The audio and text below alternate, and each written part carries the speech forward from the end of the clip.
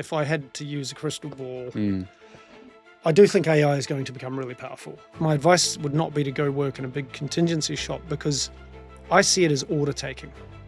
It's like It's like working in the Amazon fulfillment center, or maybe even McDonald. This is a sentence I saw in your profile where he's like, my view is that recruitment starts with impact players, leaders that grow businesses.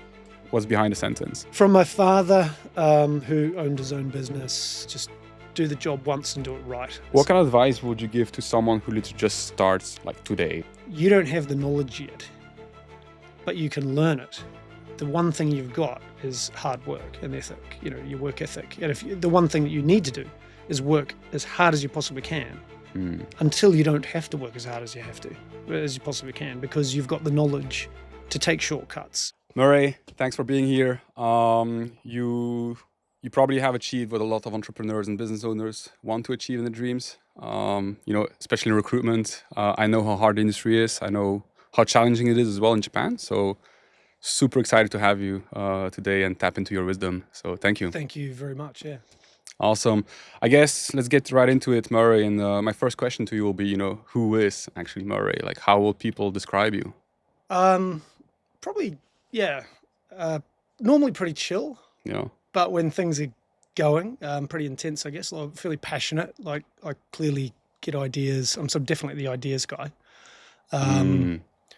That's one of my problems, I think. It's one of the weak points. It's probably just too many ideas, trying to solve problems. But pretty chill, friendly, sense of humour. Don't take myself too seriously.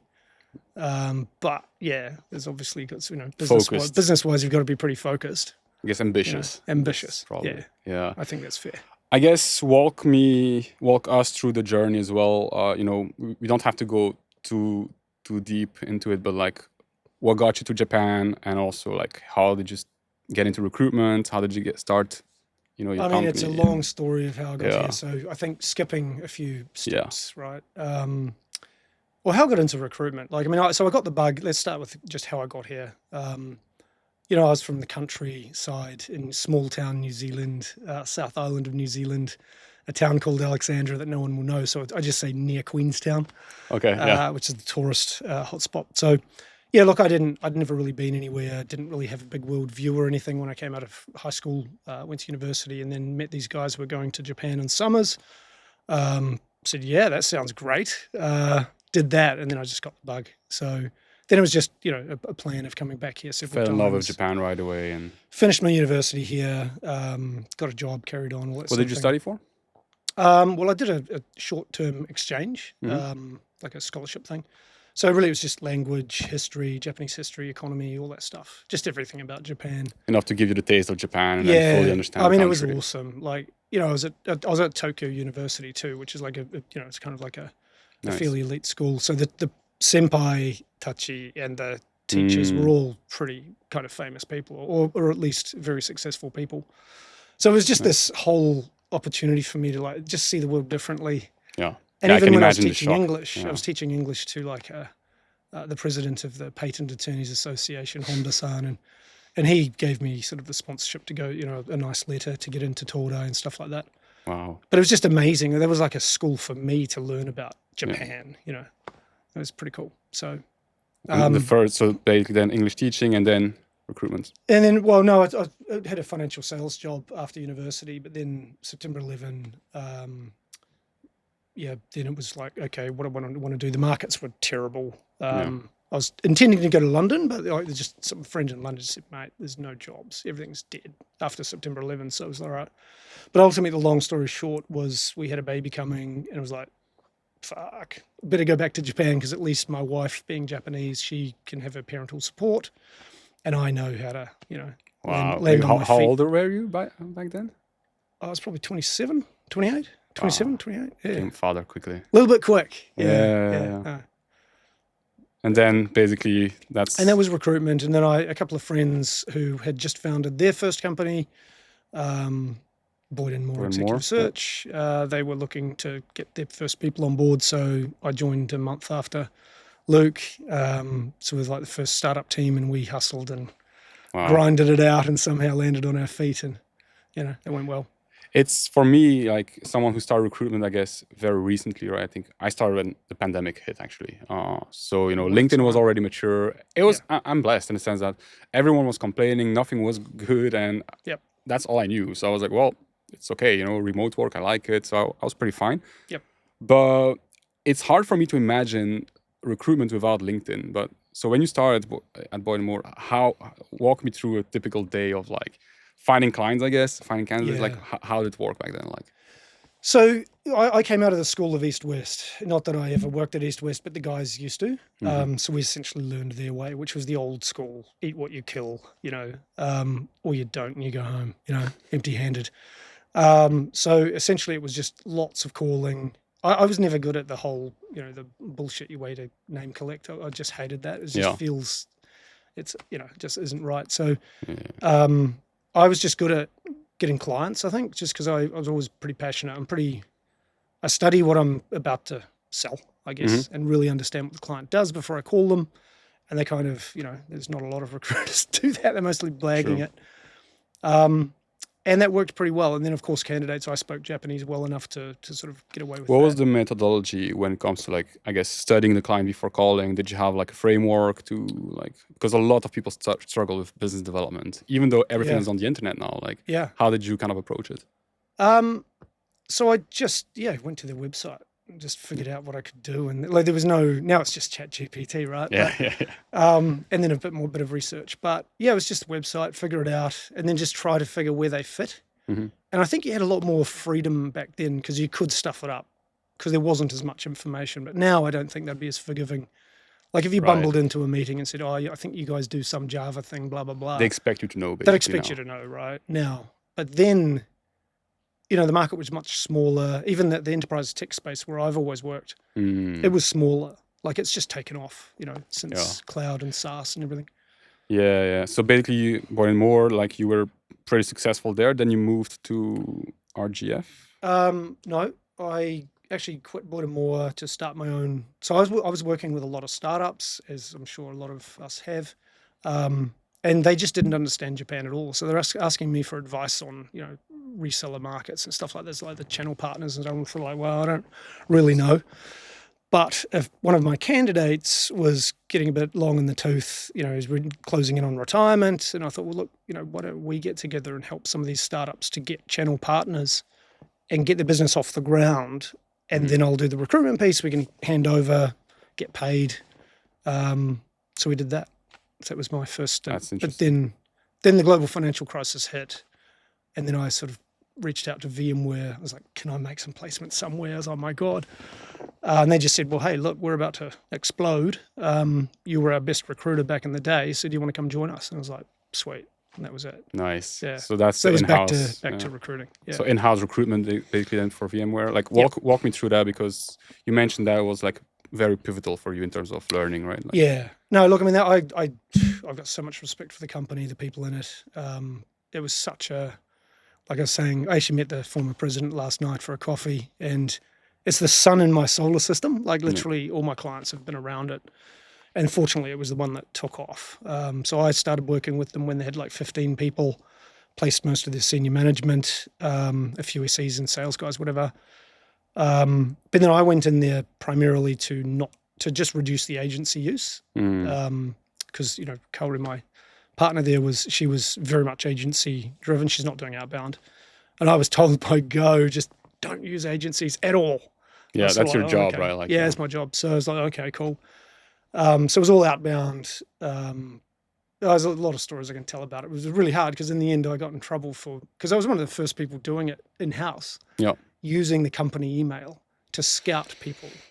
And essentially the people who have the skills are in the partners, whether it's reseller partners or alliance partners, right? So you've got to be a bit discreet, but then bang, I got the wrong guy once at Symantec, and immediately within an hour, we had an email come back from the president of Symantec, the legal counsel, and a number of other partner VP or whatever, to my president, Miki-san. And then Miki-san was like, oh my God, no more of this. About you basically poaching and... Yeah, so I had to use my own company's name. And it was just like, okay, now I'm an agent. So it made it a lot harder, but it was just such a learning curve to see how it all works inside the company. Yeah. And then leveraging everybody's, intellectual property of like network. And I'd literally use the old practice from Boyd & Moore is like just build out lists, like pretty much anything on LinkedIn is like, boom, here's the list. Sit down with people. And even the, services head just said, to his team, just everyone sit down with Murray and help him. And it's like, so they'd all come in one by one and just go through lists like that one. And my job was to just go get them. A lot of the best recruiters out there, they have that in-house experience, right? Like, and I feel like it makes you a more complete agent. Like, what will be the key points that you feel like you learned in in-house recruitment that allowed you then to be very successful as an agency founder? I think the key is, because I'm definitely an agency guy. That's the end of the day. Like I'm a hunter, I guess. The hunter DNA or agency DNA. Yeah. So I didn't have the patience, perhaps, it's a very different game when you're in-house. You've got to be far more diplomatic, far more patient.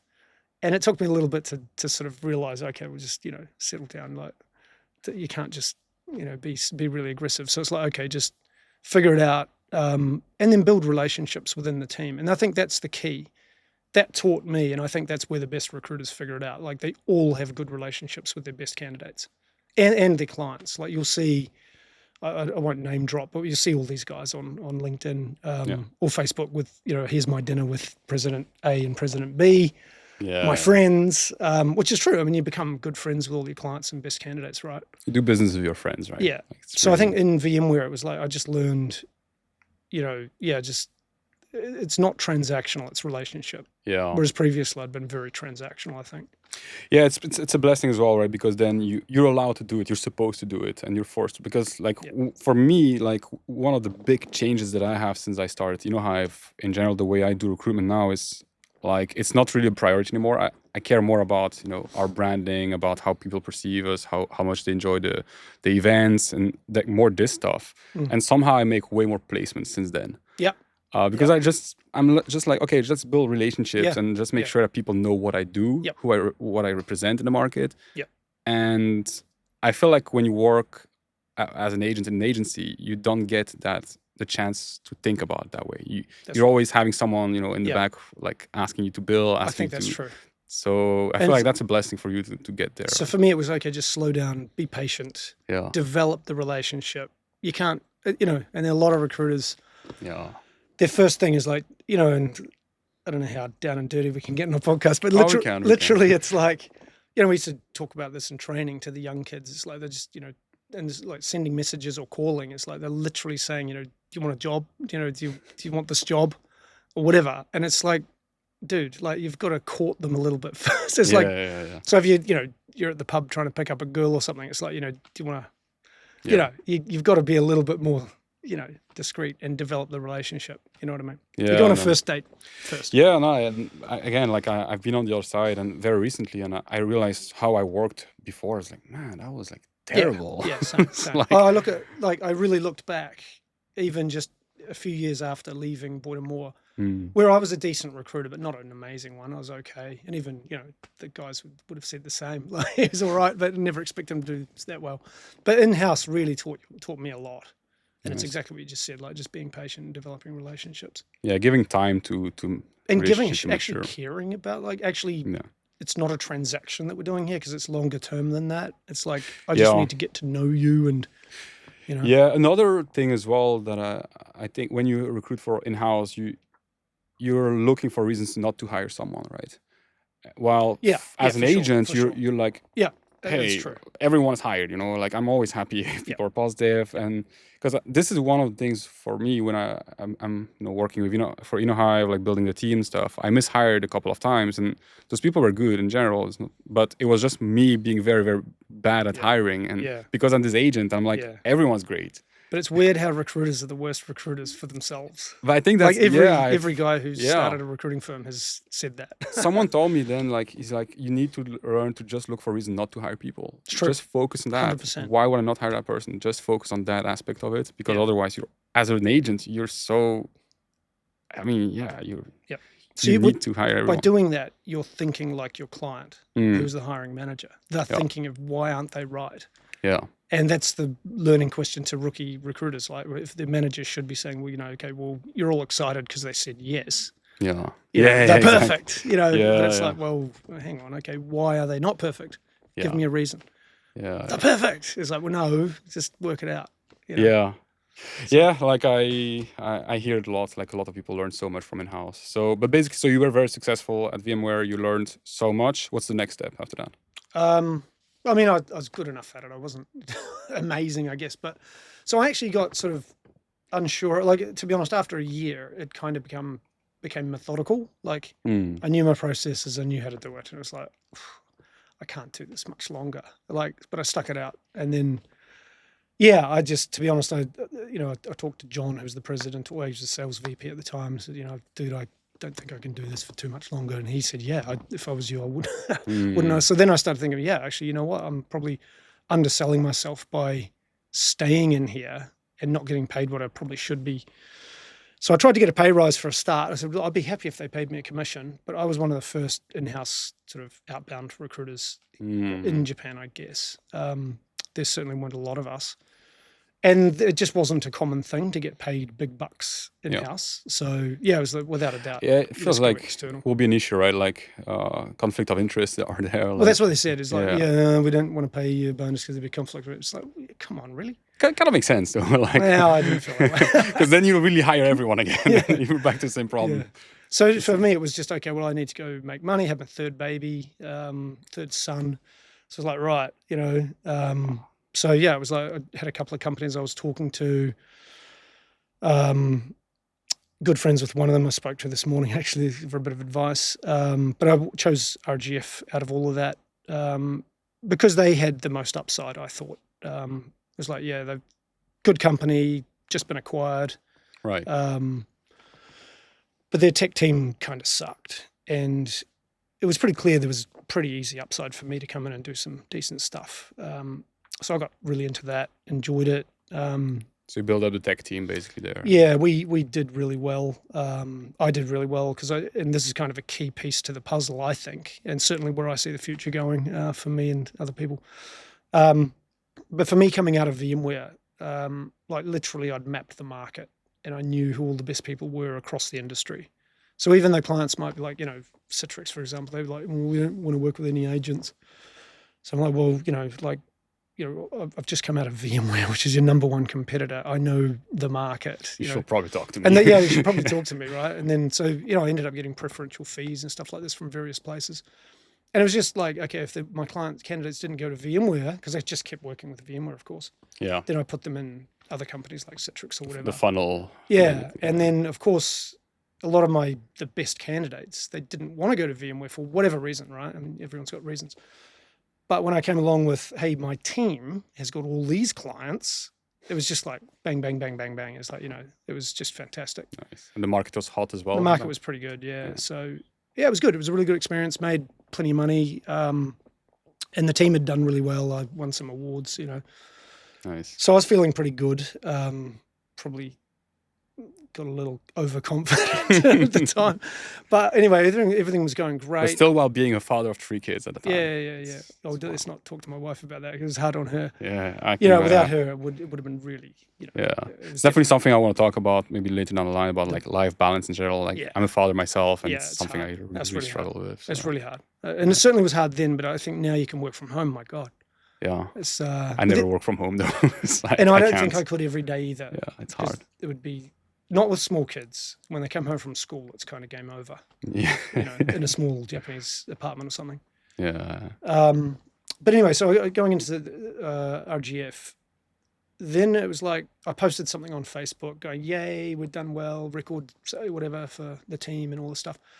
And then I just got contacted by one of the guys who had already gone in with the Manpower Express business as a joint venture, and he said, Murray, why don't you start making money for yourself? I was like, okay, well, go have breakfast with the guys. And they had this joint venture opportunity with a sort of benevolent parent with bags of money to build a business with us.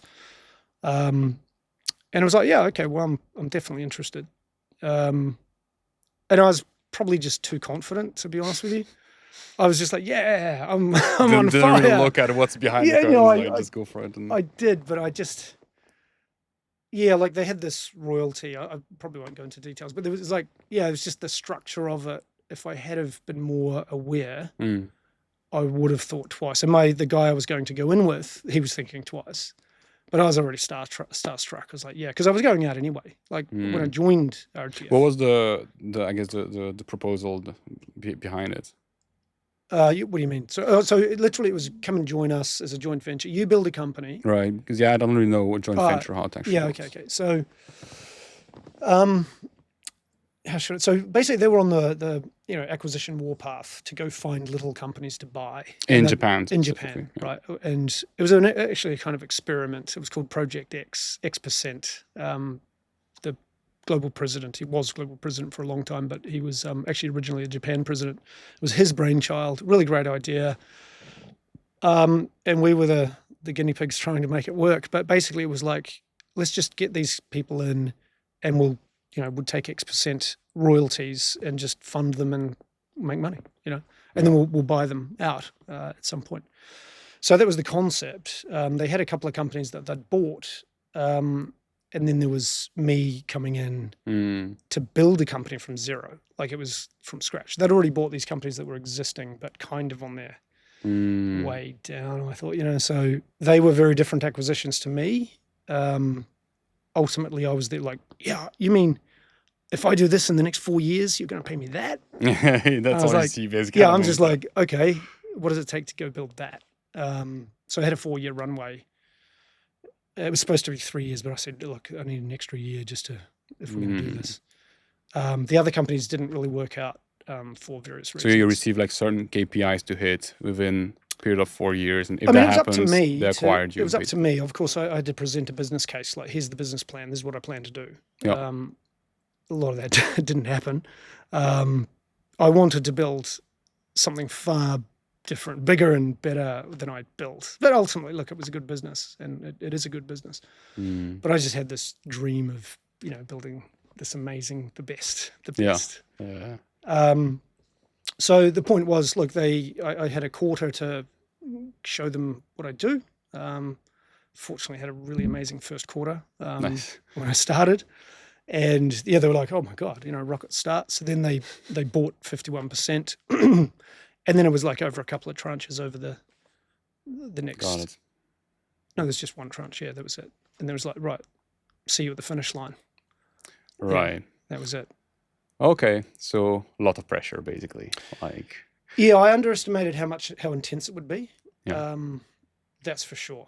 And I didn't have the team that I was planning to bring with me, because obviously they got locked down, and fair enough, that was, how it was always going to be. But yeah, the truth is, when you've got a parent company already, and they are literally funding you, the cash flow wise, because and you're scaling, you've got your payroll's getting bigger and bigger by the month or quarter. The pressure's there, and if they don't understand your business, which they kind of didn't because they're a temp staffing company, then boy, oh boy, it was like, oh my God, it was intense in the beginning. Yeah. I mean, in Japan market as well is so unique, right? So. Yeah. So the good thing was that the president changed, and, Ikeda Shato came in, and, he was great. Like we have a good relationship. So I actually have dinner with him in a couple of weeks. So he was great. Like, he just gave me the freedom because he saw what I was doing, and it was like, okay, he understood it. He didn't understand the business so much, but he understood what I was trying to achieve, and that I was. What kind of, like, we don't have to go into details, but like what kind of metrics do they judge whether or not you're successful and you get, the buyout? Like, is it like revenue? Is it like headcounts? Is it like, how do you get basically there? Like, so ultimately, look, are we buying a profitable business? That's ultimately it. And then it's work your way back from that, I think, which is, okay, is it a growing business? Is it a stable business? Is it a business dependent entirely on the founder, or has he built a platform?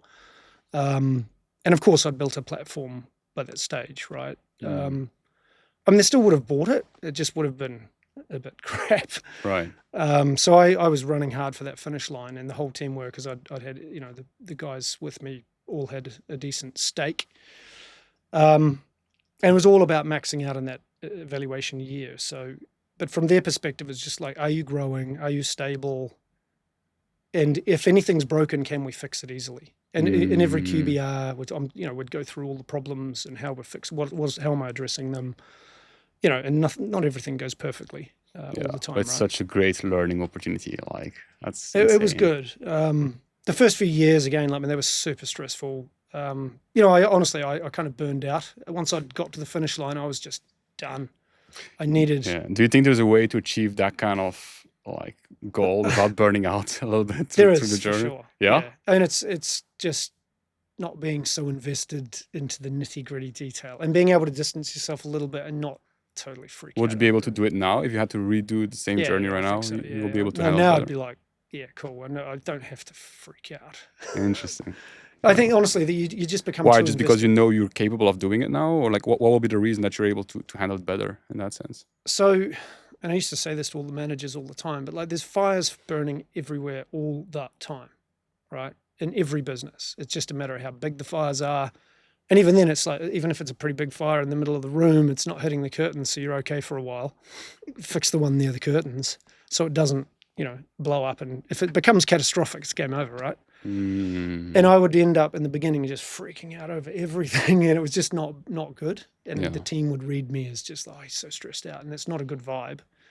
And I was probably short-tempered with people when I shouldn't have been. Stuff like, typical stressed out manager. In my very little experience, I think been running InnoHyve for now, 9-10 months. I've already been through that, and me being super toxic around people and oversharing, thinking everyone should know what's going on because transparency is key. That's how I was, and it got everyone stressed, and me being intense about every problem because I'm like, that's my job, fixing problems. But actually, you don't have to be quiet. No, so and the key is just understanding what you share and what you don't, and being more strategic about it. Whereas I don't want to say I was panicking, but it was a white knuckle ride. Pretty much the whole way. Yeah, and it's also maybe a situation for you as well where at home there's the kids, there's the wife, you don't want to talk about it there, right? No. So you don't want to bring all this stuff home, so you just throw everything out there and literally what happens to me. No, it was really hard on my wife as well. Yeah, it's a good point. And we've had challenges with that, But look, there are times when I've been a workaholic and I love it. I'm really into what I'm doing and I love it. Because there were days where I'd come home from experience and be like, fuck yeah, I love it. This is awesome. My people are amazing. Yeah. And then the next week it was just in my life. And it was really hard, but it's that roller coaster and probably just wearing that on my sleeve too much. Yeah. And then as, my boss's boss, I guess, or my boss, it would say is it's lonely at the top. Because once you create that barrier of what you share and what you don't, you may be doing things that you can't really communicate to the team of what's going on. They don't really understand what's happening. It could be around personnel or strategy or whatever. And then you can't really be as transparent. Because I really like to be transparent. I like to be very open. I don't really like holding stuff back. Unless it's, Yeah, it's important to share on the information that I guess empowers people to do their job better. I thought so. Yeah, I think so. Do you think, in hindsight now, because that was the first time that you build a company from scratch, that it's actually harder because you have, manpower behind you and this whole, the 51% being acquired. Don't you think it's actually easier to bootstrapping, actually? Which one do you feel if you had to redo this whole experience, which one would you go for? I'd probably bootstrap. Yeah. Only because, I know what I'm doing now. Whereas I probably didn't when I went in. Yeah. And it was, they literally gave me a runway. They gave me a vision of this is what you can do. Yeah. I was like, wow, that's awesome. And you guys are going to help fund it. Awesome. I'm in. It was kind of doing it on training wheels, I guess, in some ways. Yeah. You know what I mean? It's whereas if you go in on your own, you're on your own. You're an island and you kind of need. Yeah. Well, some people don't. I mean, I don't know. The reason I'm asking is I remember before incorporating and everything, I did talk with a few people and, I got into those conversations. It was not a new offer or anything, but like in those conversations of like getting funded and like, and I was always like, that sounds way more stressful than bootstrapping. Like I feel like, because I feel like I need to learn first. Yep. Like, and learning while someone in the back is clearly telling you what they're expecting is like, no, I feel like school, like, or like it doesn't feel good. Like, I kind of went in naively, to be honest. But I think it's okay if your benefactor or investor knows your business, right? And that's what I think. Like if they knew my business, it would have been smooth because they get it when I'm talking about. Because the first president, like, came in, he was the finance, he was the sort of temporary interim guy, but he was the CFO. So he'd come out with this giant spreadsheet in the weekly meetings and just pointing at these little numbers somewhere down on the. I was like, oh my God, I can't even see that. But it was just like, and then this number over here is like, I was like, oh my God. And then like my first quarter was amazing. He called it the rocket start. And then this quarter, why is it so low? Oh my God. And he's like really intense about it. Excuse me. Really intense about it. I was like, oh my God. What did I do? Like, and there's this role, because, our business is very much up and down. It's very cyclical. Very much. So whereas temp staffing is, you turn your dial a little bit with some advertising, away you go. You just, you know what numbers you're going to get. And it's just plain sailing, really, in comparison. So it took you 4 years to basically hit the numbers and the goals, and then the big day happens. Miraculously, we hit it. It was, honestly, with all the shit we went through, like so many cock-ups, so many mistakes, so many bad hires. Which one is the biggest one, would you say? Like the lowest? The mistakes are usually just people-related, right? I won't go into it because it's probably too personal for somebody, but, look, just mistakes on hiring. That just, that's probably during that slightly panicked phase in the beginning. Yeah. Because there's pressure to hire, probably, right? That's where you're getting caught into, like global execs come over and it's like, well, Murray, why do you only have 15 people, whereas Randstad have got 50 or 100? It's like, well, look, I mean, it's this very linear way of scaling, I guess, and things are very different now, and we'll talk a little bit more about AI and stuff and where you're currently, your beliefs are. I just want to know, like, do you remember, like, the lowest point of, did you even consider, like, giving up at some point? Like, totally did. Walk me through that, like, multiple times. Yeah. So I probably can't go into too much of this one either, but no, it was with those other companies that were already there before me and I came in. They weren't working together as a team under one brand. And ultimately, some crap happened, and the US had sent out or brought in a sort of a mentor to the president, who was a new president, and he became sort of my mentor as well. And it's just like, thank God, like there's somebody who kind of gets it and actually is really looking into what we're doing here. And then ultimately what he did, the other two companies were no longer, we merged whoever the good ones were into my company. Because, I was going really well, profitable from kind of day one. But when things happened, I won't go into the details again, but no worries. I literally said, I want out. I just want my investment back. I want out. And that's it. This is crazy. Recruitment is just so hard. Like, it's so much, like, the human aspect is insane. The human aspect, your product says no. Like, your product is a human. Like, it's so. But trust between recruiters is so bad.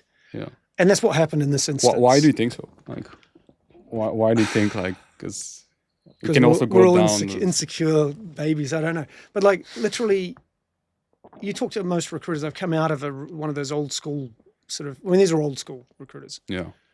And it's just a cutthroat, as I said, eat what you kill kind of world. And like, it's not really about teamwork and so. But I was like, guys, we're all the same brand. What are we doing? Yeah.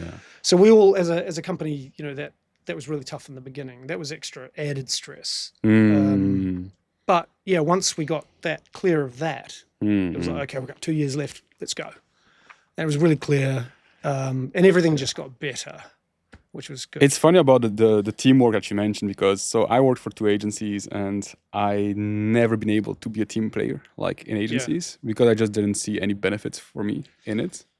And so like, I can imagine for someone who builds up a team, tries to build a culture, tries to build a dynamic of people working together, like, you either have very aggressive people, like, I guess myself, who was always like just looking after myself and growing very quickly so I could start on my own.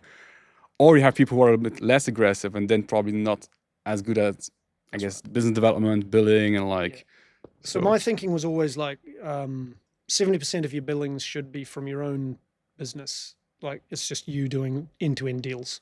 And then 30% should be from, sharing with the team and collaborating on, I've got a candidate for that, This is boutique recruitment. It's obviously totally. But there should then be, I guess, split fee systems and stuff. Yeah. Because that's the thing. I experienced 2 agencies who didn't split the fees. Yeah, no. And so I'm like, wait a minute. All I get is like a thank you email or like. Yeah, no, I'm not. That's legit, actually. I wouldn't. And so I never bought into it. I was like, no, this is. I wouldn't buy into it. We're not a team. Like I'm happy to help people if it costs me 0 time. But if there's a 5% chance for me to place a candidate. Because it's what goes around comes around, but it doesn't. Yeah, never. No, exactly. Like And to be fair, I never gave much. So like I was very much into that. Like I'm just going to bet on myself, do my own market, do my own thing. But I think this is part of the problem. Whereas ideally, you've got a team of really like actual team players. Yeah. And they're communicating with each other, open about stuff. So we had a good system where, if you have a good candidate, you send it around. It gets shared. Yeah. And then it's like, oh, boom, I've got something for that. Because we were not, we're not a big company, so we didn't go broad on clients. We just went deep. Yeah. So we couldn't help a lot of candidates, but we were not, you're not there to work for the candidates. Technically, you're working for your client. Yeah, no, like again, the split fee system will completely change everything in my mind. Like, I mean, for the experience that I have in the agency side, like if I actually I've never not had a split fee system. Yeah, like the thing is for me, I didn't look much into agencies before, and I was like, okay, this is fine. But so what about discretionary bonuses? Like people get. I think I never got it. I couldn't do that. I interviewed with crazy. probably the biggest company doing it. I won't drop the name, but like they tried to explain it to me several times during the interview, and I still don't get it. I was like, wait, no, I don't want to do that. That sounds you mean crazy. Like kiss your ass? Yeah. And become your little. And I still don't know how much I will get anyway. Lackey? Yeah, and you still won't know. Yeah, that's probably the craziest one. It is, and I just would tell every young kid, do not go to the discretionary shops. Yeah. It doesn't make any sense. It doesn't, and I think it makes you a very bad salesperson in the end. Yeah. Like I feel like a lot of people then they try to leave those agencies and they don't know how to sell. No, they don't. Because they just don't understand how it actually works, right? Agreed. Like, and I've tried to hire a bunch of them and they never really work out. But I think they know who they are, those companies, right? It's like every company knows who they are and they know that that's how they do it and it works. They just bring in the kids, see which ones work out, but they don't have to be superstars because they just keep the engine going, right? Exactly. They're basically keeping those candidates going, the database is there and someone's making the placements and it's very profitable. Yeah, yeah. So basically then let's go back to you selling the company, probably one of the most happy days of your life, I guess. Like, how did it feel? Like, what was the sense of achievement you get from that? Like, it must feel a little bit weird as well, right? You're out, right? Like, it's over. Like, the journey's over. Like, I mean, I remember I was definitely happy. I mean, obviously there's a, yes, we did it or whatever, of course. But it was also, was it a sense of relief? It was just like, this weight I can imagine off my shoulders, because it was really stressful. Like I really, truly, properly burned out, I think, and then I had to struggle on for a few more years, sort of thing. But yeah, I was like, oh, thank God.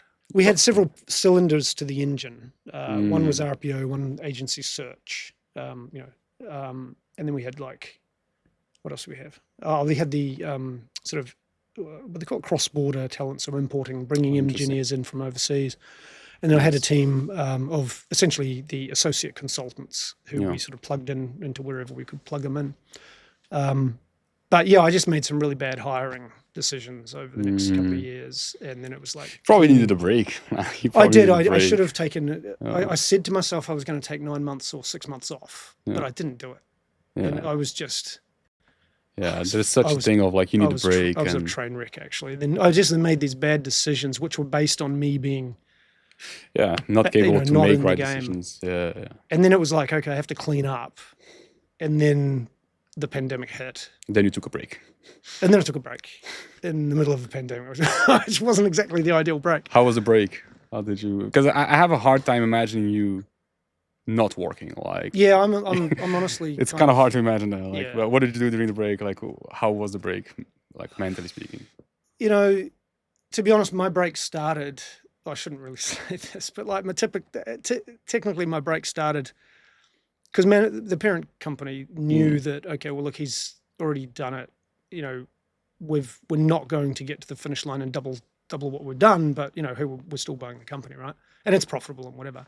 So they knew I just had to clean up and do what I had to do. So I didn't have this huge growth mindset. It was like, so I was running the business from New Zealand during the pandemic, and I couldn't travel.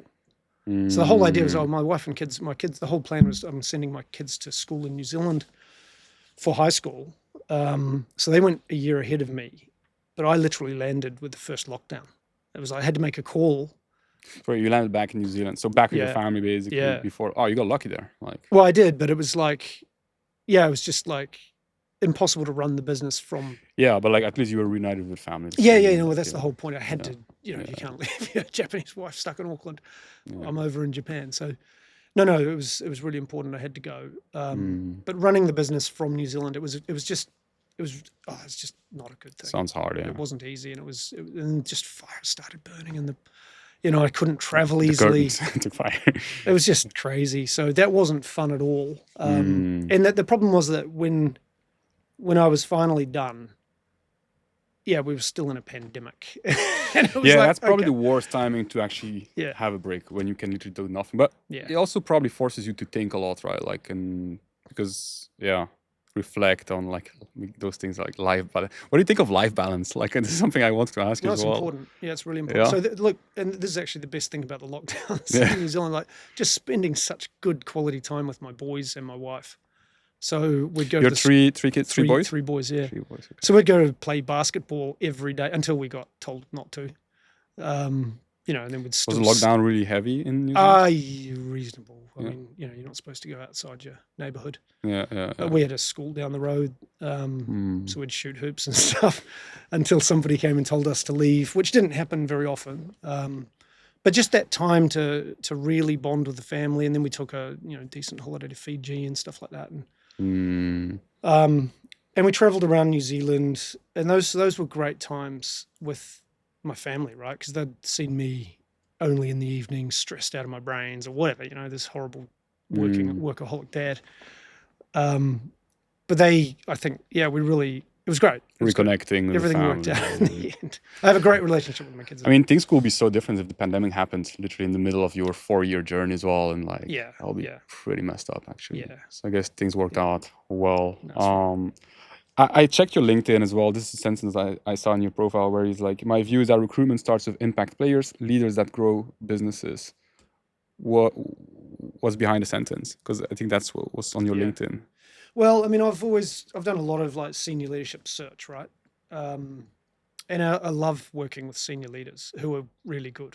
Like, they're just the best people to work with, right? Successful people. And there are a lot of candidates who are not particularly great. It's typical pyramid in any company. These high performers, you're good enoughs and you're not particularly. So, and I've seen it that, look, and even in VMware with John in particular, so he was the key man there, and with some of my other clients, just having a key leader who's like, can really motivate people and inspire them with what we're here to do as a team. Let's go. It's just awesome, and it's really powerful. And all the best people in the market that I know in the enterprise IT space, they all are following certain leaders because they trust them, they respect them, and they know that these are the leaders who are going to build a good business, and they've got great relationships with all the partners and end users.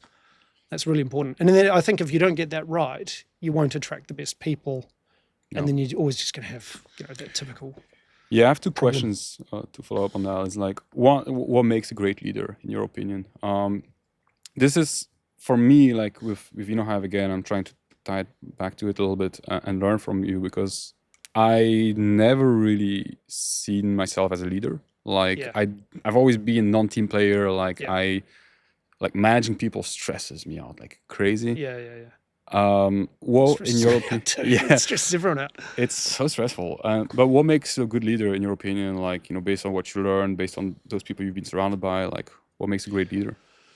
I mean, I can only talk my lived experience, right? And I don't know everything about every leader, but like, if you think about, for me, I think about my best times as a leader when the team were really responding to me.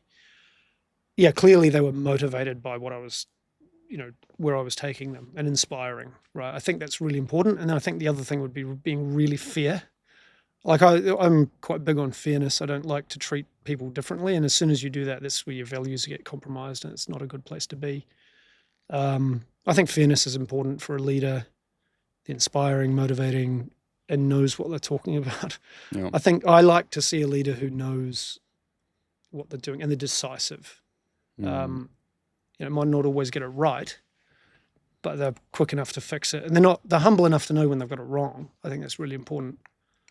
I think that'd be reasonable. Yeah, I found that the thing that's really hard. Like you cannot get caught into always asking people's feedback as well, because at some point you just like your head is spinning. You've got to call it. You've just got to. That's what leaders get paid to do, right? Yeah. You make a decision, and you've got to make a smart decision. You don't randomly make a decision. So I've worked in a company where I coined the term amongst because I was as bitter and frustrated as anybody. It was like I called it random management.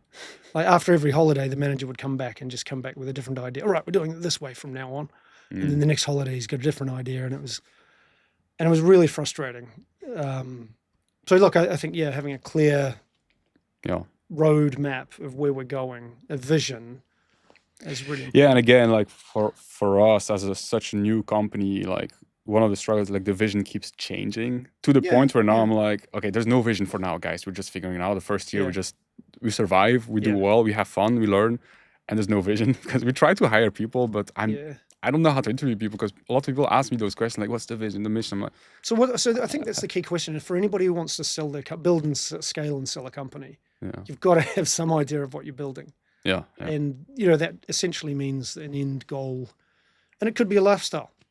Like for now, for us at least, we're generally just having fun, trying to be useful. I think it's really what like we're surrounded by so good people that are extremely good at what they do, and like building this platform like this.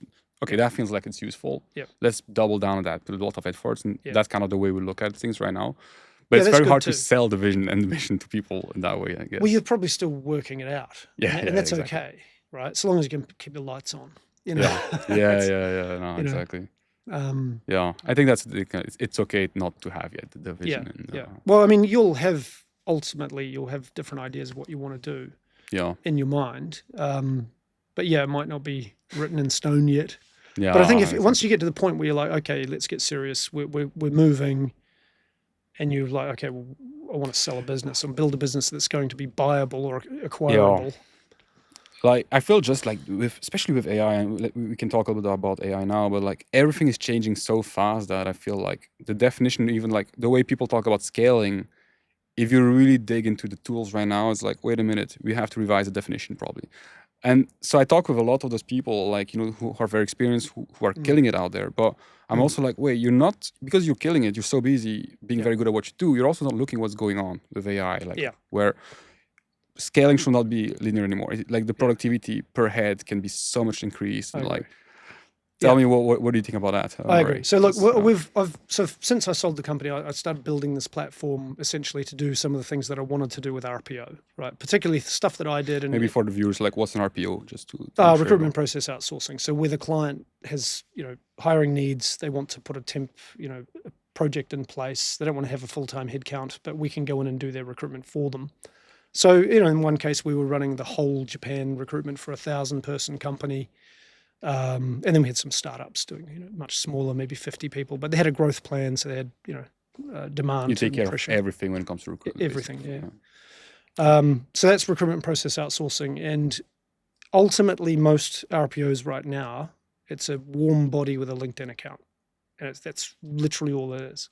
And then it's just, okay, manage the numbers and then just go get your referrals, send a blast out to the team, get referrals. And then just hit LinkedIn and... and those people are not incentivized by performance usually as well, right? Well, ours certainly were. But the usual, like the most of the RPOs out there tends to be like people some of them are they're on payroll really and grade. No, if you want to get a really good outbound, like, direct sourcing plan, you need to incentivize a good recruiter. You just won't. Well, maybe you can, but I haven't seen it. It's... But the whole idea, I think, is, look, I think there's ways we could do it better.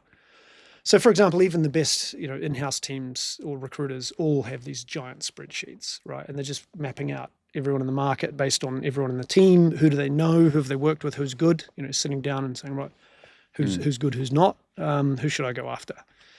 But as soon as, and I did that in VMware, right? But as soon as I left the company, I said, well, here's the spreadsheet, go for it, good luck, but it never got used. No, it's all this IP just got lost. And that's what happens because the new recruiter comes in, they don't really know the same process, and all that IP just essentially gets lost. Plus, there's no easy way to get the team to give you their IP, which is their network essentially, to sit there and do that without disrupting their day.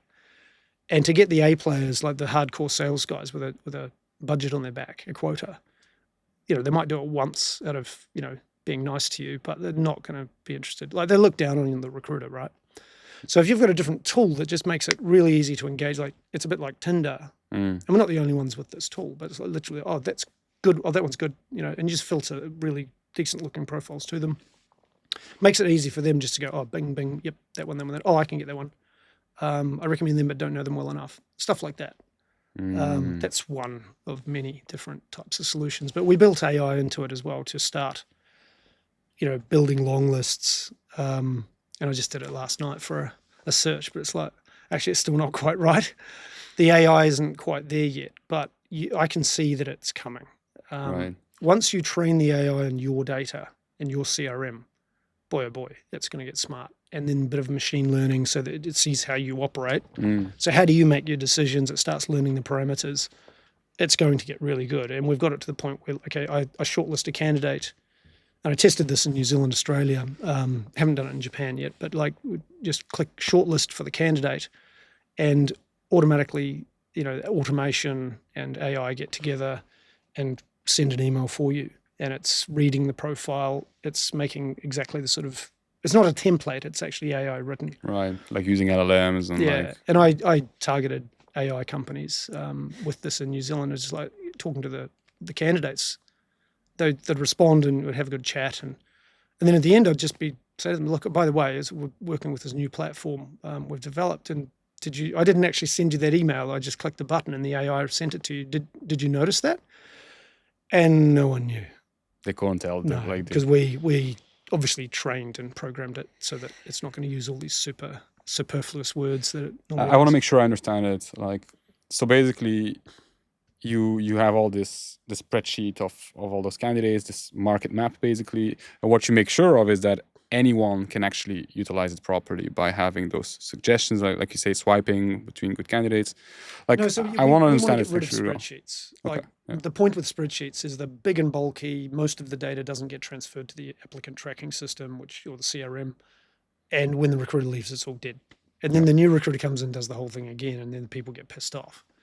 So what we're trying to say is, look, we can run that as an RPO and essentially do that collaboration piece. If you've already got a recruiter with a spreadsheet, do that, fine, whatever. But for an RPO, it's like, well, look, we can go out there and just build that talent map across the whole market, so you know exactly who those A players are, those impact players, who are the high value. You think about an average salesperson versus the top gun salespeople. Yeah. Like I saw this in VMware, like literally, some of the best salespeople in the market. We had them all listed up. I was like, okay, we've got to go get them. A lot of them came through referral, but there was examples where the team couldn't get one guy until we got somebody who seemed to know him better than the others. Yeah. And it was like, look, just tell him to, I don't know why no one could connect to him, but anyways, I just said, look, please just get him to meet me for a coffee. And like this guy came in for a coffee, he's a bit sheepish, but like, I'm not really moving or anything like this. I know lots of people in the company. It's a bit embarrassing if I get seen, stuff like that. But anyway, finally, it turned out like the sales director happened. We had to go into the coffee shop was full, so we had to go into the office, and then we got busted. The sales director walked in, totally unscripted. But then they knew each other, and it was like, I just handed over. It was like, yeah, done. So, but that impact of knowing who to go get and being able to just bring them in through tag teaming, multiple people in the courting process. You don't need to worry about employer branding when you've got personal relationships making it happen. Yeah. And then this guy goes on and just becomes, sells multi-million-dollar deals for the company. So he's not, and the difference of hiring that guy versus somebody who does $500,000 deals is just, you can do the math. Yeah. And like for a tech company that wants to do really, really well, that's the difference. And that's why I think the talent mapping piece is so powerful. Yeah, because like you say, often what happens is, like, I guess you get all that data, but it's only useful to the person who actually made the mapping. Like, I saw it when I left my previous company, where several people tried to kind of go onto my desk and they can't really make anything of it. Like, and well, we all and have to be our way fair, of doing it, also I never really did much effort into the data input, because I was like, why would I feed the next competitor out there? That's what most people are like. Yeah, I mean, of course. So I was always religious about putting good data in the system, and then and then someone else obviously made a lot of money off it. But so what your solution will be actually to have a very, very efficient way of building that map, and making sure then to hand it over to the client so that anyone can use that map, basically. And the client. The client. Yeah, exactly. I mean, it's their IP, right? Yeah. But, and it's like any recruiting. If you obviously you'd retain search, for example, like you do the retainer for the client, but obviously you're building a relationship with the candidate. And once the deal's done, or they've been rejected or whatever, you might have a cooling off period in some contracts, but generally speaking, it's like, I'm good to go, right? So, by the way, you're looking for a job. And actually, under the Japanese licensing laws, you have an obligation. If they're looking for a job, you have to support them. That's your responsibility, right? So in that sense, you can also develop your own IP by supporting the client, but the client obviously comes first. So, that's interesting. Like, I feel like a lot of companies, like, they do this whole retain search and they'll share the market map and this and that. But again, it's like, oh, well, thank you. And they just throw it away. And the clients don't use it very often. But if they, the key is, like, look, if you could point out in the whole market that the client lives in, these are the top 10 sales, these are the top 5 whatever's, whatever. So let's prioritize those and see if we can get 1 or 2 of them. Let's go all in to try to. I guess agencies in general are reluctant to do that, right? You don't want to empower your client in general, right? Like, because they won't use your services that much. But that's why RPO is how you do that. You become a true partner to the client to do direct sourcing. I mean, the goal is just get the client the best people possible. Help the client grow. Whereas I think a typical agency is like, just let's make money off the client. I had this one of my best clients out there. When I told them, like, hey, I want to have you guys on the podcast because I think it's going to help you attract talent and save yourself a lot of recruitment costs. The first thing he asked me was like, well, but how about you? Won't you be suffering from that? I'm like, well, if you grow, you will hire more people, and I'm happy to help you on that. And it's kind of that mindset. And then I realized, wait, all those companies, they never see a recruitment agency as a growth partner. They just see it as like they will solve a quick fix here. And just a pain in the ass that they have to use occasionally, But I think if you can become a strategic partner, like this is what I've done in my career, I guess. Like, as I said, VMware, I was their best agent because I just worked really hard for them before I joined them. And then afterwards as well, there was sort of obviously a big key account for me. And I would, whenever they needed a key person, then obviously, they use other agents too, but I'm not the only one. But I would get sort of retained or whatever opportunities. Where do you see the future for, like, I guess, bigger agencies then? Because this whole model we just described, and obviously, like, no name dropping, but we talked about it off camera, and we know who out there is killing it, and it's usually like pretty small agencies, very very agile. Like, where do you see big agencies being? What will their role be when this gets extremely efficient? I mean, no one really knows, but I think if I had to use a crystal ball. I do think AI is going to become really powerful, and anything that's super transactional and so let's boil it down. And I used to talk about this when I'm hiring people out of those big contingency shops. And like, if I've got a 22-year-old son, and I think my boys are really interested in what I'm doing, so they're kind of like, oh, can they come and do something as well? I'm sort of like, it'd be awesome for them.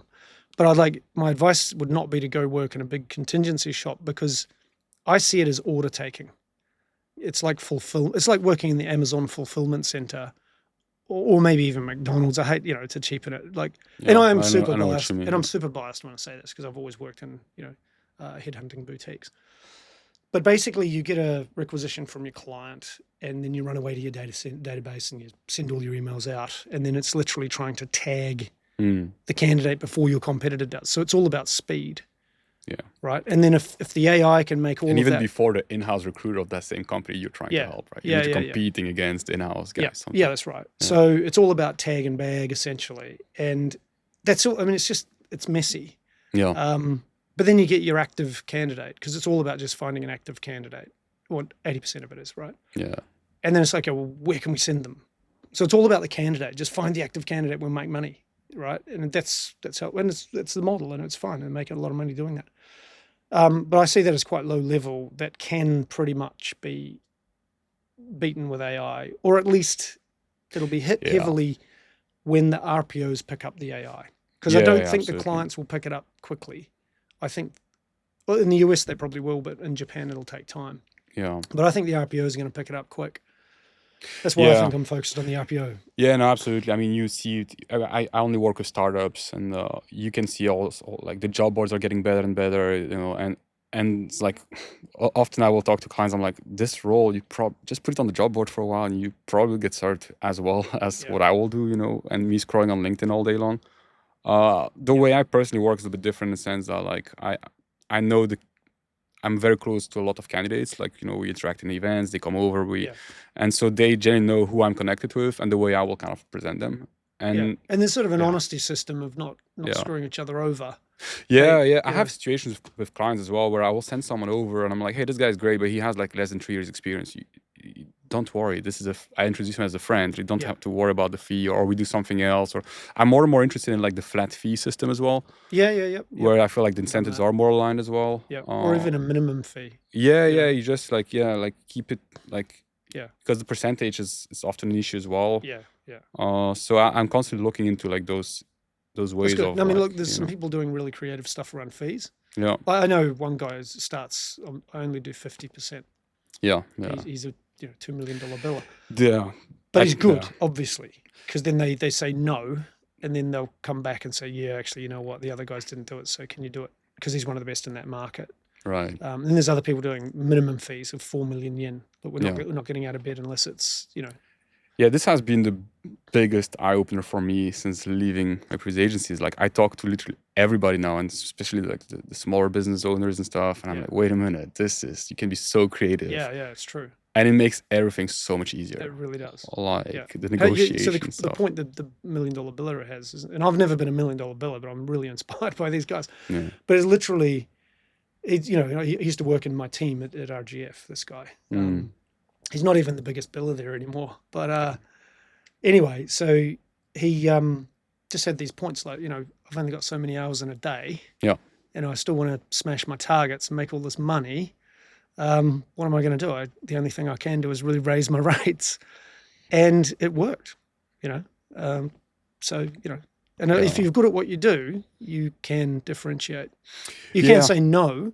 Yeah. And then differentiate by, if they don't want to work with you, then that's fine. Work with someone else. Because often clients also have this misconception of thinking they pay the percentage for the actual candidate. Meanwhile, they pay for your expertise in the market and for what you represent in the market. And, this is often the conversation I have with clients where I'm like, you're not really paying for the candidate, right? You're paying for me knowing all those people and me constantly being out there, relevant. And if I say your name to a candidate, they know it means something more than maybe those bigger agencies throwing your job descriptions around. And it's true. Look, the worst thing, I've always looked down on open contingency because it's just a bloodbath. The analogy I use is that it's to my clients was just, look, if you do that, it's like opening the gates. If you own a dog house and you open the gates at the top of the street and then the dogs are just out there and your clients are the lampposts, because it's literally a tagging game, and whoever tags the highest wins the deal.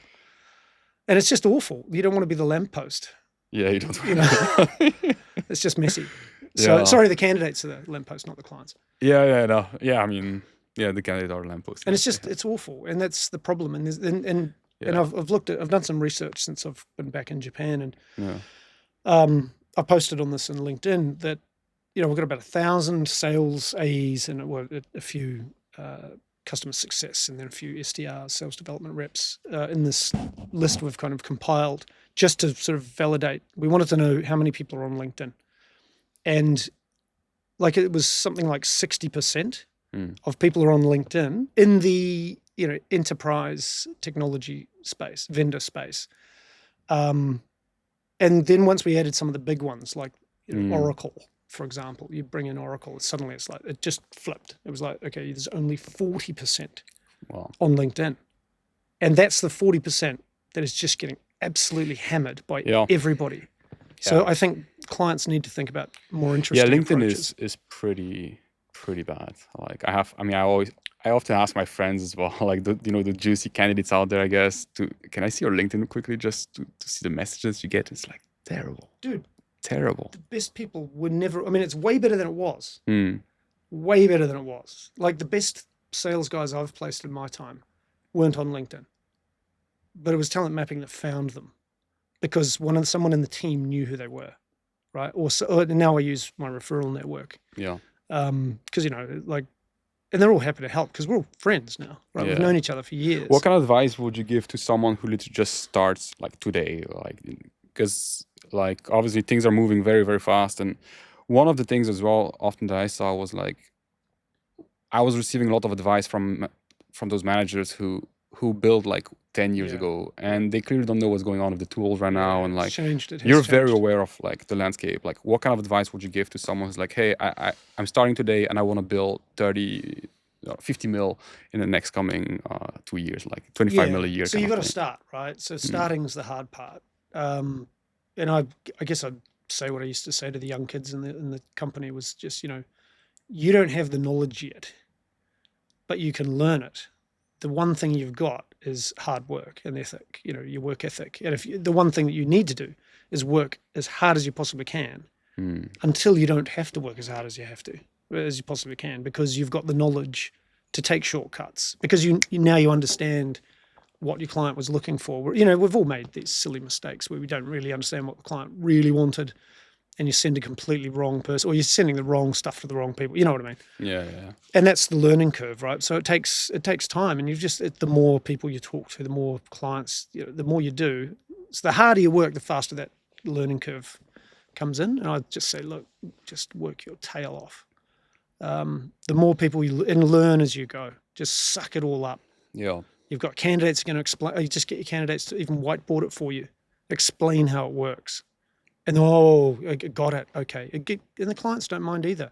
If you're interested, and you're truly interested, then you gotta love it. Because I see, for example, with GPT now, and generally like LLMs, it's crazy. Like you can literally ask every question to it. Like I'll literally ask, like, how should I present versus that kind of candidate? Like how can I pitch this kind of candidate? I'll ask a candidate, how should I sell you in 30 seconds? I just asked everything.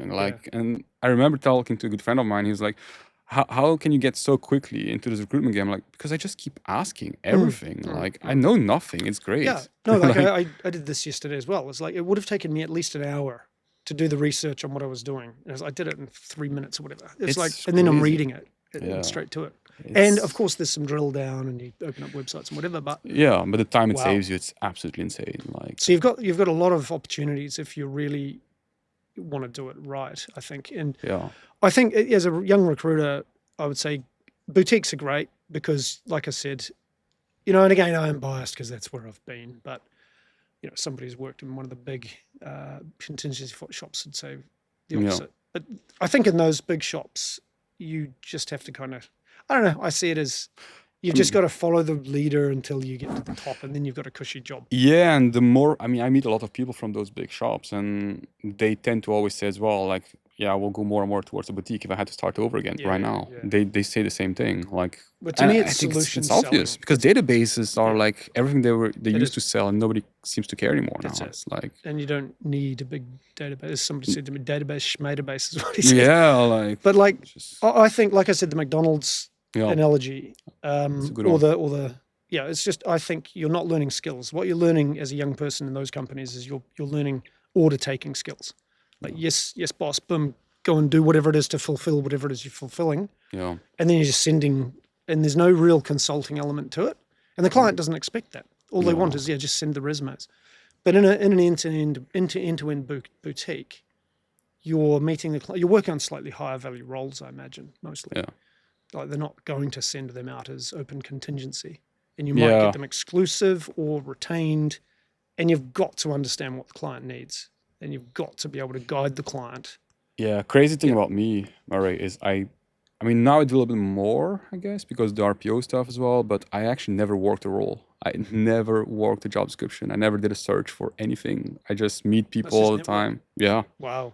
Yeah, and just ask people if we get along. I'm like, hey, can you give me 2 weeks to get you as many interviews as possible? And that's it. I've had a bit of that, but only because I've got years of experience. Yeah. Like, somebody who I'd love to work with, they have a role coming up. It's a sort of a strategic role, and I'm like, oh yeah, I've placed loads of those people. So I'm catching up with those people over the last few weeks. And it's just network.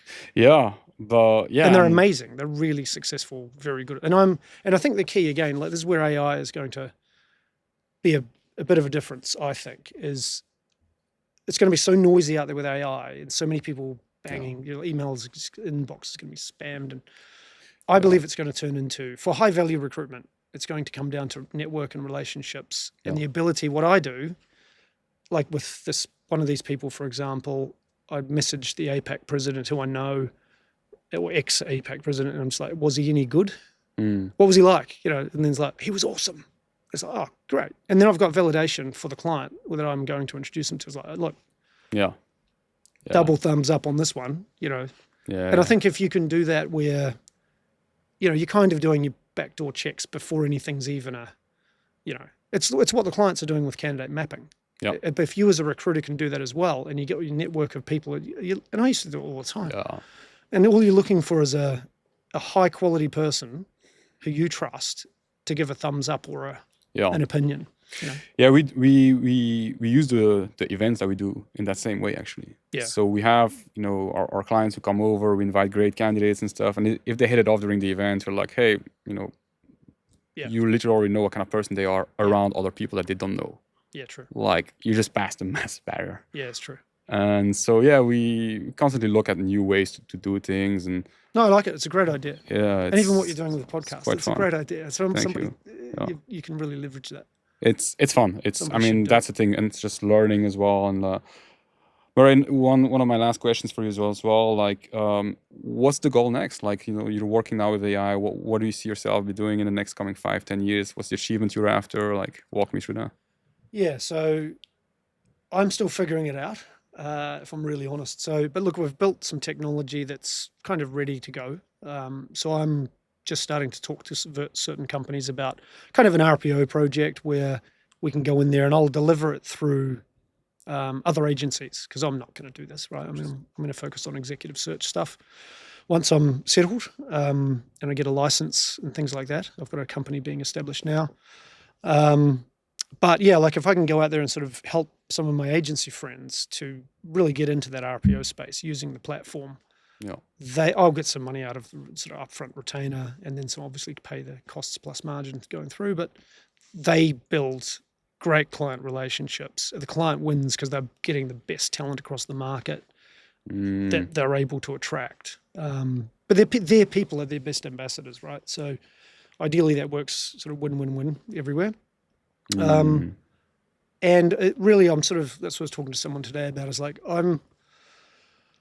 someone told me I should go work in a retainer firm for a year or two just to settle down again. But I'm like, I don't think that's, I don't want to work the old, 8 a.m. to 8 p.m. again.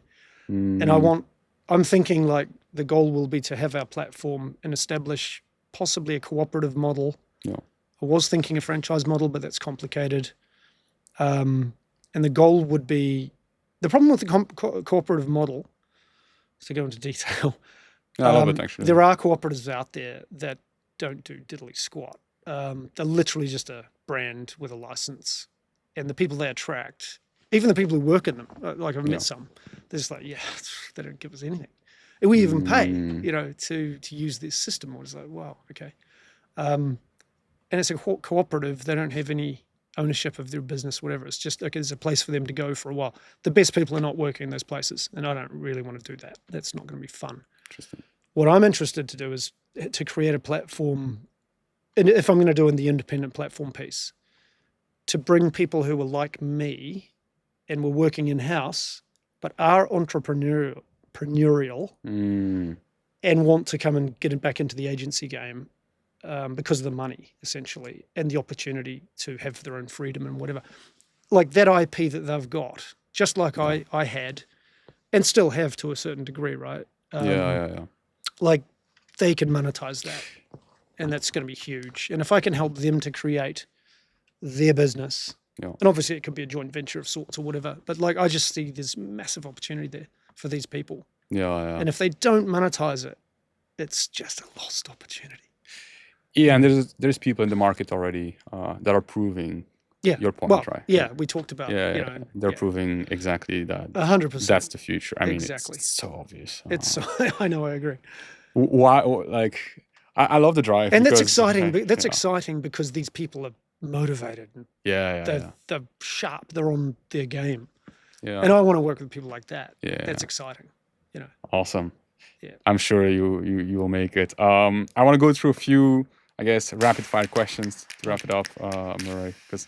Like, here's the thing. I love everything about this conversation. I could probably go forever, but like... I need to remember. You told me what they were earlier, but I've forgotten what they were, and I hope I don't get stuck. Don't worry. No pressure here. Crickets or rugby? Rugby. Favorite karaoke song? Enter Sandman. Love it. Weirdest thing that happened to you in recruitment? Yeah, there's a couple of those, but one was my candidate got arrested when he landed at LAX for a... what a visa problem in the US. Wow. He called us from jail or something like that. It was really weird. We can go on this one for a while. There's a lot of crazy stories. Wow. If you could have any superpower, but it only worked in the kitchen, what would it be? Patience. Yeah. You're a microwave guy. Is that what it is? Yeah. Secret spot in Japan to relax? I think it's any mountain, but Okutama is special to me. Yeah. Mountain, not the beach. Mountain. Love it. Kindest thing someone has ever done for you? Done for me. I was thinking it was said to me, but I'll just say said to me. Done for you. No, it's done for you. Done for me. Yeah. Something that just... Only because I thought about it earlier. I mean, obviously I'd have to think deeper, but probably my old English students actually helped me to get into Todai, Tokyo University, and even then to get an apartment. People who sponsored me here in Japan and stuff like that. It was just like always behind you. Genuine kindness. Yeah, that was like that. My life, changed for the better thanks to those people. Yeah. 100%. We, as expats, we all have those people who just did stuff to you. It's like, why would you? I mean, it help even me? makes I'm tingly now. It's kind of emotional, right? It's just these people are kind of special. Yeah, I think we all have it as expats. I often talk about this, and I mean, same for me. I've been blessed with people that helped me, and I was like, why on earth? Like, I still don't know, but I'm like, hey, thank you. Yeah. Last one, Murray. Best advice you ever received? From my father, who owned his own business, and just do the job once and do it right. Nice. Otherwise, it's a fucking nightmare. Yeah. Yeah. Hence, you were able to build a successful business, scale it, and exit, and now being back into the game and leverage everything you learned. So, love it. Well, I hope so. I mean, I've been back 6-7 weeks or something, and I've just been trying to plug in and just hear what is going on in the market, and like, man, there's massive opportunities in this space. Yeah. Like, what kind of people do you want to be reached out by? Like, who for the audience, like, who are you looking for to connect with? Just entrepreneurial recruiters. I can't even say that properly. Yeah. We'll plug your LinkedIn and everything. That's probably the best way to get in touch you mean with like that? Yeah, absolutely. Just ping me a message. Yeah. I'm happy to meet. I love meeting people, especially motivated people. Yeah.